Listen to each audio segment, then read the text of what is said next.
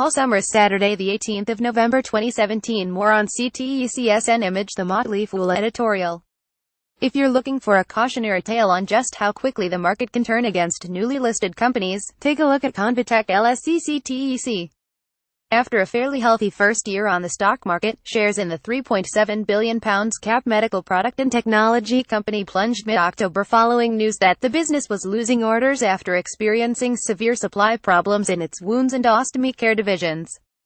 This setback, combined with a lower-than-anticipated revenue contribution from new products, led the company to slash its organic revenue growth forecast for the year to between 1% and 2% from.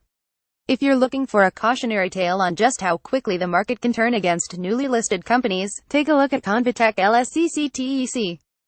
After a fairly healthy first year on the stock market, shares in the £3.7 billion cap medical product and technology company plunged mid-October following news that the business was losing orders after experiencing severe supply problems in its wounds and ostomy care divisions. This setback, combined with a lower-than-anticipated revenue contribution from new products, led the company to slash its organic revenue growth forecast for the year to between 1% and 2% from the 4% it predicted back in May. Although the aforementioned supply problems in both divisions are expected to be mostly resolved by the end of Q4, it's understandable that many investors have continued to head for the exits over the last few weeks.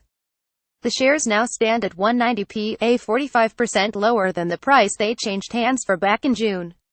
Not even a recent upgrade from analysts at UBS, combined with their belief that the stock is pricing in an overly bearish scenario, has lifted sentiment.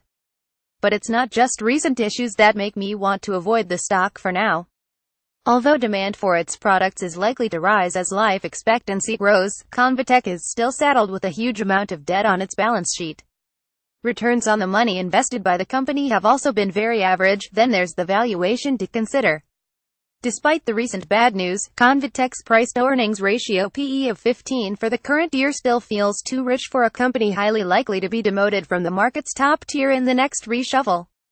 A rather uninspiring forecast 2.3% yield also feels like a scant reward for those investors willing to wait for a recovery. Better prospects, those drawn to the market in which ConvaTec operates but unwilling to risk buying its shares, may find Peer, Smith Nephew LSESN a more palatable option. Over the last 5 years, shares in the £12 billion cap medical device business have more than doubled in value, a decent return for such a large company. While unlikely to repeat this performance over the next 5 years, I think the stock still warrants consideration following last week's Q3 trading update. Despite a number of natural disasters in the Americas delaying some procedures, overall revenue rose by 3% to $1.15 billion, in line with guidance from the company. Sales in emerging markets were particularly strong, continuing a recovery seen in H1. Market-beating performance was also seen in its knee implants franchise, while some holders may have been disappointed by the news that the company now expects year earnings to come in at the lower end of guidance range of between 3% and 4%. The recent agreement to acquire U.S. sports injury business Rotation Medical in a move designed to complement its existing portfolio should provide a boost to numbers in 2019, trading on 20 times forward earnings. Smith Nephew's stock certainly isn't cheap. Nevertheless, the high operating margins and returns on capital generated by the company suggest this valuation can still be justified. While not boasting a net cash position, Smith & Nephew also carries far less of a debt burden than ConvaTec. Being able to discern a bargain stock from a value trap is absolutely vital if you're to avoid losing money over the course of your investing career.